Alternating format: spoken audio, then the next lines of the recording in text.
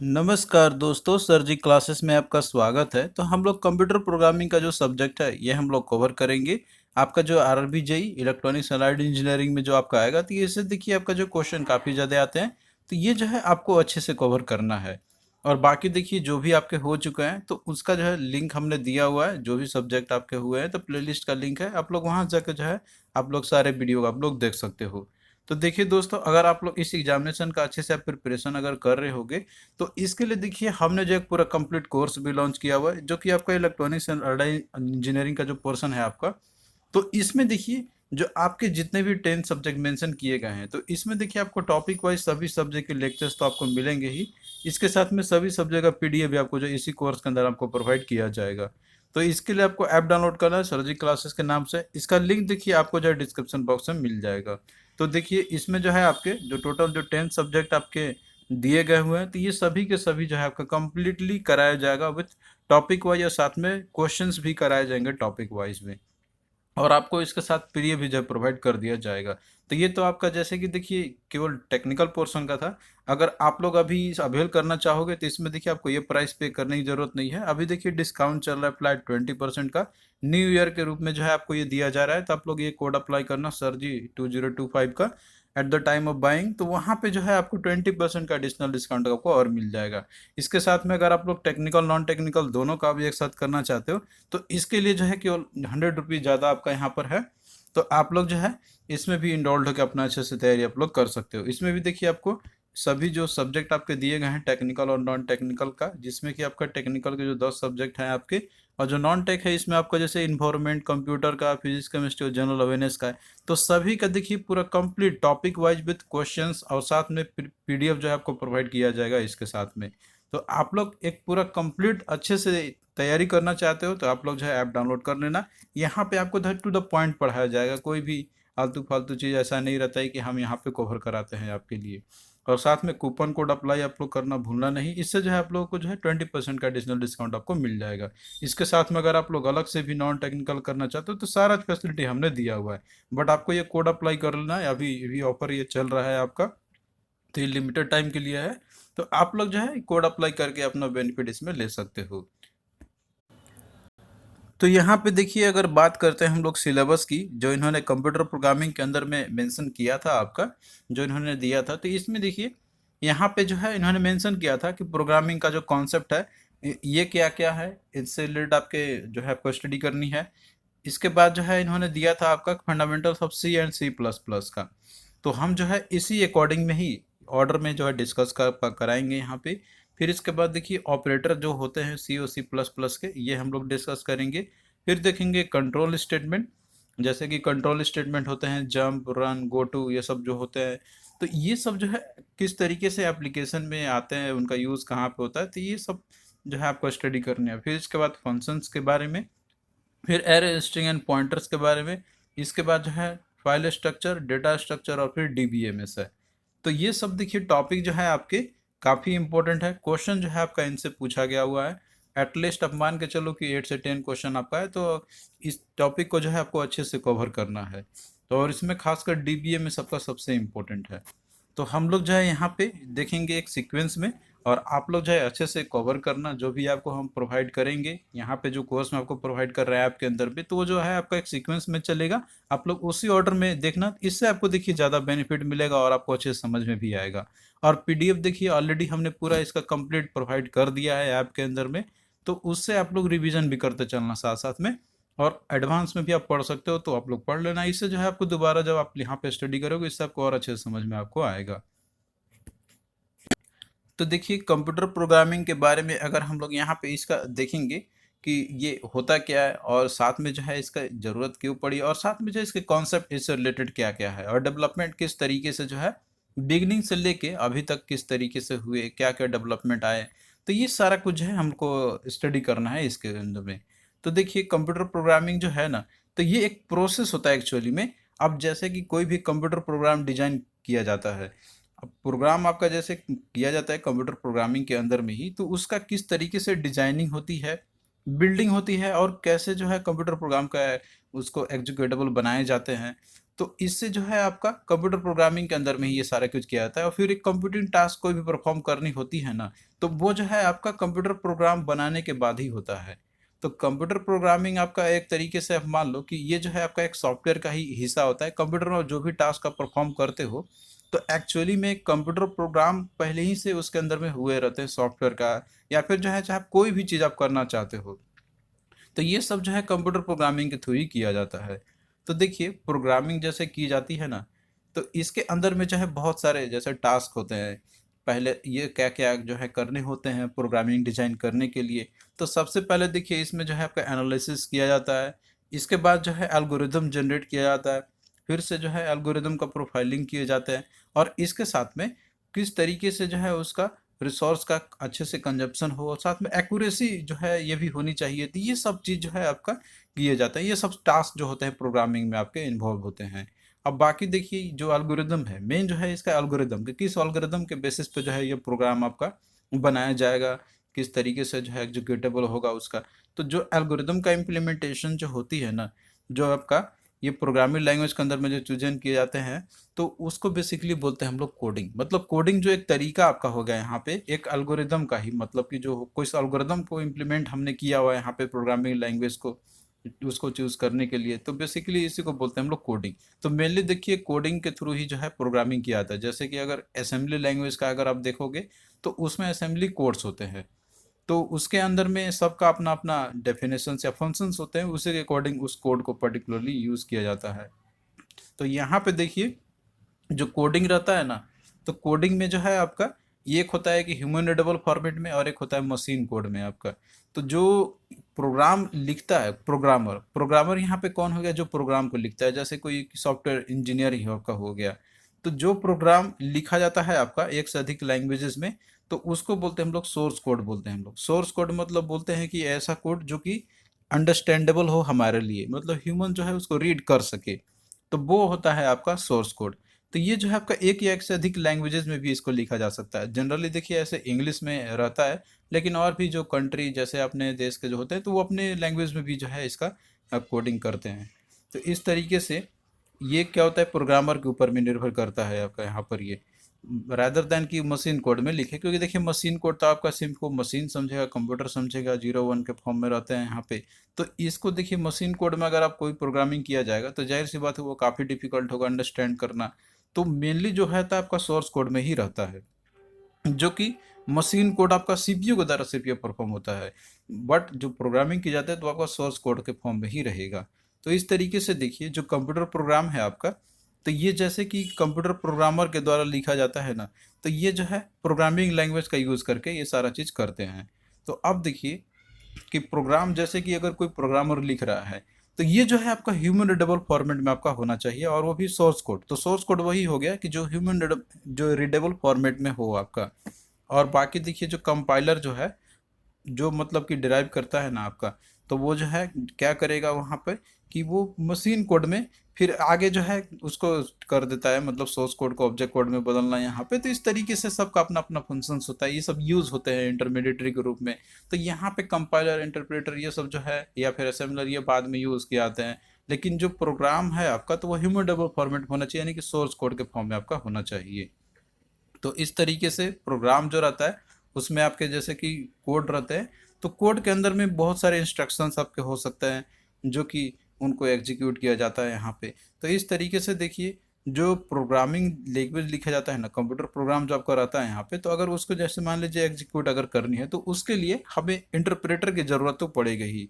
मतलब कि यहाँ पे कोई ट्रांसलेटर होने ही चाहिए जो ह्यूमन रीडेबल फॉर्मेट को जो है मशीन कोड में चेंज कर सके। तो देखिए जो प्रोग्रामिंग का जो कॉन्सेप्ट था ना, मतलब कि जैसे प्रोग्रामिंग अर्लियर डेज में और रिसेंट का डेज में, मतलब कि जो फ्यूचर है अभी करंट का अगर बात करें हम लोग, और बाकी जो है अर्लियर डेज में किस तरीके से थे, तो इसका देखिए जो है मॉडल अगर आप कंपैरिजन करोगे ना, तो यहाँ पे इन दोनों से आपको समझ में आ जाएगा। तो दो डिफरेंट मॉडल्स है प्रोग्रामिंग करने के। एक तो जैसे कि आपका होता है प्रोसीजर ओरिएंटेड प्रोग्रामिंग, तो इसको देखिए पीओपी प्रोग्रामिंग बोलते हैं इसको हम लोग, तो ये शॉर्ट फॉर्म है प्रोसीजर ओरिएंटेड प्रोग्रामिंग। और एक होता है ऑब्जेक्ट ओरिएंटेड प्रोग्रामिंग। तो यहाँ पे अगर बोलेंगे हम लोग प्रोसीजर ओरिएंटेड प्रोग्रामिंग का ना, तो स्टार्टिंग में जैसे कि जो प्रोग्रामिंग लैंग्वेज लिखे थे तो एक प्रोसीजर में ही होता था, एक सीक्वेंस में होते थे, या फिर उसके अपने अपने जो है फर्दर एक तरीके से आपको होगा कि कोडिंग करने का तरीका होता था वहाँ पे, कि इसमें ये लिमिटेशन था तो ये जो है उसमें क्या इंपॉर्टेंस किस पे दिया जाता था, किस पे नहीं था, उसके क्या जो है ओवरकम मतलब कुछ की डिफ़िकल्टी क्या थी। तो ये सारा चीज़ जो है आपका इन दोनों से आपको कंपैरिजन करके ही पता चल पाएगा। तो इनसे देखिए क्वेश्चन भी पूछा जाता है आपका कि अर्लियर डेज का जो प्रोसीजर ओरिएंटेड प्रोग्रामिंग है और अब की जो है मतलब करंट की बात करें तो इसमें जैसे कि जो भी प्रोग्रामिंग लैंग्वेज होता है तो आपको ऑब्जेक्ट बेस्ड होते हैं। अब देखिए यहाँ पे ऑब्जेक्ट बेस्ड क्या होता है, तो ये सब हम लोग लेटर ऑन स्टेज में भी डिस्कस करेंगे। ऑब्जेक्ट क्या होता है, क्लास क्या होता है, तो ये सब जो फीचर्स है आपके, तो ये जैसे कि आपका सी प्लस प्लस है या जावा है, तो यानी कि जो रिसेंट के जो प्रोग्रामिंग लैंग्वेज है जिसपे कि अभी वर्क होते हैं, तो वो उसका कॉन्सेप्ट है। तो ये इन दोनों का कंपैरिजन करके जो है आप लोग को यहाँ पे क्लियरिटी इसका हो जाएगा। तो देखिए ये जो है पीओपी के नाम से मतलब कि शॉर्ट फॉर्म इसका दिया हुआ है, और ये जो है ओप्स है आपका ओओपी मतलब ऑब्जेक्ट ओरिएंटेड प्रोग्रामिंग है। और बाकी देखिए जो प्रोसीजर ओरिएंटेड जो प्रोग्रामिंग है, तो ये जो है आपका एल्गोरिदम के बेस पे हुआ करता था, कि मतलब एक एल्गोरिदम जो सेट कर दिया गया हुआ है तो उसी के अकॉर्डिंग ही जो है आप प्रोग्रामिंग कर पाते थे। लेकिन जो ऑब्जेक्ट ओरिएंटेड प्रोग्रामिंग है, तो ये डील करता है डेटा के ऊपर में, मतलब डेटा है क्या इंपॉर्टेंट है उसका, उसे उसी पे ही करेगा। यहाँ पे कोई प्रोसीजर मायने नहीं रखता था, मतलब एक एल्गोरिदम जो डिजाइन किया गया था उस पे जो है आपका फोकस ज़्यादा नहीं रहता है आजकल के जो प्रोग्रामिंग है, मतलब ऑब्जेक्ट ओरिएंटेड बेस्ड जो प्रोग्रामिंग लैंग्वेजेस हैं। और बाकी देखिए पीओपी की अगर बात करते हैं हम लोग, तो इसमें देखिए जो प्रोग्राम जो होते हैं ना, तो ये जो है फंक्शंस में डिवाइड होते हैं। तो देखिए फंक्शन जो होते हैं ना, तो ये या तो ये यूजर डिफाइंड फंक्शंस होते हैं या फिर जो है आपके ऑलरेडी बिल्ट इन फंक्शंस होते हैं। तो फंक्शंस जैसे कि आपका होता है ना, मेन जो होता है लाइब्रेरी फंक्शंस जो होते हैं, कि जिसके अंदर में अगर आपने डिफाइन कर दिया तो उसके अंदर में जो प्रोग्राम आपको लिखना है तो बस उसी के अंदर ही जो भी चीज़ रहेगा, जैसे मैथ का है तो मैथ वाला ही आपको करना होगा प्रोग्राम। अगर मान लीजिए कुछ और चीज़ का, तो उसके अंदर वो लॉजिकल वाला है तो वही आप कर सकते हो। तो बेसिकली जो पुराने जो होते थे तो वो आपके प्रोग्राम जो होते थे तो वो फंक्शंस में डिवाइड हुआ करते थे। लेकिन जो ऑब्जेक्ट ओरिएंटेड बेस्ड जो प्रोग्रामिंग लैंग्वेज है, तो इनको देखिए ऑब्जेक्ट के फॉर्म में जो है डिवाइड किया गया हुआ है। तो ऑब्जेक्ट क्या होते हैं, तो ये सब कॉन्सेप्ट है आपका, जो कि रिसेंट में जो अभी आया प्रोग्रामिंग लैंग्वेज आपके, तो वो कॉन्सेप्ट क्या है, तो ये हम लोग लेटर ऑन स्टेज में इसको समझेंगे। इसके बाद देखिए अगर हम लोग पीओपी की बात करते हैं, तो इसमें देखिए जितने भी फंक्शंस होते थे ना, मोस्टली जो फंक्शंस होते थे तो वो जो है ग्लोबल डेटा को शेयर करते थे। लेकिन यहाँ पे जो है ऑब्जेक्ट बेस्ड ओरिएंटेड में, तो इसमें जो डेटा स्ट्रक्चर जो होता है ना, तो ये करेक्टराइज होता है आपका ऑब्जेक्ट्स के थ्रू। और वहीं पे देखिए अगर डेटा की बात करें हम लोग, जैसे कि पीओपी के अंदर में, तो इसमें जो डेटा है आपका तो वो फंक्शन टू फंक्शन मूव करता है। और वहीं पे अगर बात करते हैं हम लोग फंक्शन जो होते हैं, मतलब कि इसके अंदर की बात करते हैं PO object oriented based programming language में, तो फंक्शन इसमें देखिए जो ऑपरेट होते हैं डेटा के ऊपर में, पहले बात तो आपका हो गया यहाँ पे, तो वो जो है क्लास को फॉर्म करते हैं। तो ये सब कॉन्सेप्ट अभी देखिए अभी आपको आगे समझ में आएगा, बस आपको यहाँ पे कंपेरिजन सिर्फ देखना है यहाँ पे। और अगला देखिए दिया हुआ है कि जो फंक्शन जो होते हैं ना, तो ये जो है जैसे कि एक फॉर्म से दूसरे फॉर्म में यहाँ पे जो है रिस्पॉन्सिबल होते थे ट्रांसफॉर्मिंग करने के लिए, मतलब एक फॉर्म से दूसरे फॉर्म में आप जो है इनको ट्रांसफॉर्म यहाँ पे कर पाते थे। लेकिन देखिए जो ऑब्जेक्ट बेस्ड जो प्रोग्रामिंग लैंग्वेज है, तो इसमें देखिए डेटा जो होते थे तो ये हिडन होते थे, और इनको जो है एक्सेसिबल नहीं किया सकता आउटसाइड द फंक्शन, मतलब फंक्शन से आउटसाइड लेके आप उसको एक्सेस नहीं कर पाते थे। इसमें नहीं कर पाओगे आप लोग। और बाकी देखिए बात करते हैं हम लोग पीओपी वाला, तो ये जो अप्रोच है इसमें फॉलो किया जाता है तो वह है आपका टॉप डाउन अप्रोच, मतलब कि टॉप से बॉटम की तरफ जो है इसमें अप्रोच इस तरीके से होते हैं, मतलब कि पहले आपको फंक्शन डिफाइन करना है, उसके बाद ही जो है आपको प्रोग्राम लिखते जाना है। लेकिन देखिए जो object based oriented programming language है, तो इसमें बॉटम अप अप्रोच फॉलो किया जाता है। इसमें क्या है कि डेटा मेन आपका फोकस होता है, ऑब्जेक्ट मेन फोकस होता है यहाँ पे। इसमें फंक्शंस को डिफाइन आपका उसके ऊपर में कोई डिफाइन अगर कर दिया गया यहाँ पे तो वो कोई मायने नहीं रखता है। तो ये जो है इसका एक एडवांटेजेस है कि आप इसमें जो है और भी बहुत सारे चीज़ कर सकते थे। तो ये सब आपको देखिए पूरा कंप्लीट समझने के बाद ये डिफरेंस और अच्छे से समझ में आपको आ जाएगा। इसके बाद देखिए यहीं पे अगर हम लोग बात करते हैं पीओपी का, तो पीओपी देखिए ये जो प्रोग्रामिंग लैंग्वेज जो होते थे ना, इस पे जो बेस्ड होते थे, तो इनमें जो है मेमोरी की ज़रूरत बहुत ही कम ज़रूरत पड़ती थी। और बाकी अगर हम लोग करें object based oriented programming language की, तो इनमें देखिए जाहिर सी बात है मेमोरी जो कंजप्शन है तो ये ज़्यादा रहेगा आपका कंपैरिजन टू पीओपी के। अगला देखिए एग्जाम्पल की बात करते हैं, तो देखिए जो प्रोसीजर ओरिएंटेड जो प्रोग्रामिंग लैंग्वेज है ना, एग्जाम्पल मेन है आपका, तो इसमें सी आपका था, दूसरा आपका फोर्ट्रन है। और वहीं पे जो एग्जांपल की बात करें ओपी उप्स बेस्ड जो होते हैं, तो इसमें आपका सी प्लस प्लस जावा हो गया या डॉट नेट हो गया। तो ये सब जो है ऑब्जेक्ट बेस्ड होते हैं, प्रोग्रामिंग लैंग्वेज होते हैं। फिर अगला देखिए, यहाँ पे हम लोग बात करते हैं पीओपी का। तो इनमें देखिए कोई भी जो है एक्सिफायर नहीं होते थे, मतलब कि इसमें कोई ज़रूरत नहीं होते थे इसके अंदर में एक्सिफायर की। और बाकी देखिए, अगर हम लोग ऑब्जेक्ट ओरिएंटेड बेस्ड की बात करते हैं, तो इसमें देखिए जो है एक्सिफायर होते थे, जैसे क्योंकि प्राइवेट या पब्लिक या कोई प्रोटेक्टेड भी है, कोई भी हो सकते थे इसके अंदर में। और देखेंगे हम लोग पीओपी का, तो इसमें देखिए जो प्रोग्रामिंग डिजाइन होते थे ना, तो वो थोड़ा सा सिक्योरिटी के पर्पज से जो है उनमें कमी होती थी। तो ये लेस सिक्योर हुआ करते थे। लेकिन देखिए जो object based oriented programming language है, तो ये ज़्यादा सिक्योर होते हैं, क्योंकि देखिए इसमें जो कॉन्सेप्ट आपका होता है डेटा हाइडिंग का, डेटा बाइंडिंग का होता है इसके अंदर में आपका। तो ये जो है कॉन्सेप्ट है, इसके चलते कि इनमें सिक्योरिटी ज़्यादा होती है। यानी कि जो रहता है फंक्शंस, मतलब इसमें जो रहते हैं, जो भी कर किया जाता है प्रोग्रामिंग, तो वो थोड़ा सिक्योरिटी उनकी रहती है। तो इसके बाद जो हम लोग देखेंगे ना कॉन्सेप्ट, तो उसमें आपको सारा कुछ समझ में आपको आ जाएगा, जो कॉन्सेप्ट होता है आपका प्रोग्रामिंग का, तो उससे आपको क्लियरिटी इन सब का हो जाएगा। और बाकी देखिए, पीओपी की बात करें तो इसमें देखिए कोई भी ओवरलोडिंग नहीं होती है, जैसे कि अगर ऑपरेटर ओवरलोडिंग किया जाता है या फिर जो फंक्शन ओवरलोडिंग का जो कॉन्सेप्ट है जो यूज़ होते हैं, तो वो आपका पीओपी में नहीं होता है, इसमें कोई फॉलो नहीं होती है। लेकिन अगर बात करते हैं हम लोग ऑब्जेक्ट बेस्ड की, उप्स बेस्ड जो रहते हैं, तो इसमें देखिए फॉलो होता है आपका ऑपरेटर ओवरलोडिंग का और साथ में फंक्शन ओवरलोडिंग का। तो ये सब क्या होता है, फंक्शन ओवरलोडिंग, ऑपरेटर ओवरलोडिंग, तो ये सब डीप कॉन्सेप्ट है, जो कि हम लोग जो है लेटर ऑन स्टेज में इसके बारे में देखेंगे। हालांकि उतना ज़रूरत भी नहीं है आपका एग्जाम पॉइंट ऑफ व्यू से, जितना हमने आपको यहाँ पे दिया हुआ है, इतना भी अगर आप लोग कर लोगे तो देखिए क्वेश्चन आपका इससे बन जाएगा, आपका छूटेगा नहीं। और आप लोग सीक्वेंस में देखते चलना, जो भी आपको हम यहाँ पे प्रोवाइड कर रहे हैं, तो वो जो है आपका एक सीक्वेंस में रहेगा, तो आपको ज़्यादा अच्छे समझ में आपको आएगा और आपका जो है क्वेश्चन भी बनेगा एग्जामिनेशन में। क्योंकि इसमें देखिए बहुत सारे कॉन्सेप्ट है जो आपको एक सीक्वेंस में ही देखते चलोगे आप लोग, तो ही आपको समझ में आएगा। तो देखिए जो मेन है आपका आजकल जो प्रोग्रामिंग जो लिखे आते हैं, तो वो है आपका उप्स बेस पे ही होते हैं। तो जो प्रोसीजर ओरिएंटेड बेस्ड जो लैंग्वेज है ना, तो उनके बारे में ज़्यादा आजकल जो है पढ़ाई नहीं की जाती, मतलब उतना कोई इंपॉर्टेंस उनको नहीं, क्योंकि अब जो है लेटेस्ट जो ट्रेंड आया, तो वो सब ऑब्जेक्ट बेस्ड ही बनाए जाते हैं, जो प्रोग्रामिंग लैंग्वेज है वो डेवलप होते हैं। तो यहाँ पे मेन जो फोकस रहेगा हमारा, तो वो object oriented based programming language का ही रहेगा। तो ये क्या होता है, इसके फीचर्स क्या क्या है, तो ये सारा कुछ हम लोग डिस्कस करेंगे। तो देखिए जो ऑब्जेक्ट ओरिएंटेड प्रोग्रामिंग जो है ना आपका, तो ये डेवलप इसलिए हुआ था कि जो लिमिटेशन जो डिस्कवर हुए थे ना अर्लियर, जो अप्रोच हुए थे प्रोग्रामिंग के लिए, तो उसमें जो भी लिमिटेशंस थे या जो भी डिफ़िकल्टी थी उनकी या कमियां थी, तो उसको देखिए ओवरकम करने के लिए ही जो है, या जो भी उसके दिक्कत हो रहे थे, तो उसी को देखते हुए ही जो है ऑब्जेक्ट बेस्ड प्रोग्रामिंग लैंग्वेज का जो है डिजाइन किया, डेवलपमेंट किया गया था। तो इसमें देखिए अगर बात करेंगे हम लोग ना प्रोसीजरल ओरिएंटेड का, जो लैंग्वेज हुआ करते थे, जैसे कि एग्जांपल की बात करें तो आपका जैसे सी हो गया, पास्कल हो गया या फोर्ट्रन हो गया, या फिर और भी जो अदर जो इस पे बेस्ड हुआ करते थे, तो इसमें देखिए जो स्टेटमेंट हुआ करते थे ना, तो वो ही जो है कंप्यूटर को बताते थे कि उनको करना क्या है। कि जिसका मतलब ये हो गया कि जैसे कुछ अगर इनपुट अगर लेनी है, तो मैनिपुलेशन जब हो जाएगा, डिस्प्ले जब दिखा देगा आउटपुट पे, तो उसमें जो है आपका इनपुट वहाँ से फिर लेगा वो डिस्प्ले होने के बाद। मतलब यहाँ पे जो है कंप्यूटर को कोई चीज़ अगर जैसे करनी है, तो स्टेटमेंट वो बताता था कंप्यूटर को कुछ करने के लिए। वहाँ पे जो है कंप्यूटर अपने आप कोई चीज़ ऐसा एक्टिविटी या कुछ भी करना हो तो वो कर नहीं सकता था।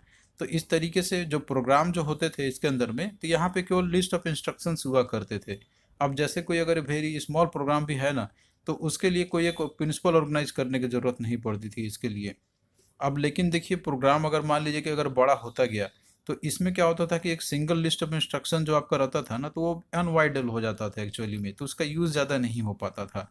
तो इसी तरीके से देखिए जो फंक्शंस है वो अडॉप्ट किया गया था इसमें, कि जैसे प्रोग्राम को जो है ज़्यादा कम्प्रिहेंसिव बनाया जाए, तो इसके लिए फंक्शन ही डिफाइन हुआ करते थे। तो सिंस जैसे कि हमने बताया था कि ये आपका फंक्शंस पे ही बेस्ड हुआ करते थे, तो इसीलिए जो है उसमें आपका फंक्शंस ही ज़्यादा उनको जो है कम्प्रिहेंसिबल बनाया गया था। तो प्रोसीजरल प्रोग्राम जो आपका रहता है, तो ये फंक्शंस में डिवाइड किए गए थे यहाँ पे। और जितने भी फंक्शंस है, तो उनका एक क्लियरली जो है डिफाइंड पर्पस हुआ करता था कि उस वो क्या करेगा, और सिर्फ जो उसका डिफाइन किया गया तो वही एक्टिविटी वो कर सकता था, और कोई चीज़ जो है उस पर नहीं कर सकते थे। तो बेसिकली जो फंक्शंस का डिमेरिट है तो यही था कि मतलब जो उसमें क्लियरली जो पर्पस डिफाइन किया गया है, तो उसके लिए जो फंक्शन ले लिया आप उसमें वही चीज़ कर सकते थे। तो इस तरीके से देखिए यहाँ पे इसके बहुत सारे जो भी डिफिकल्टी थी, तो वो जो है फिर आपका आया object based oriented programming language में।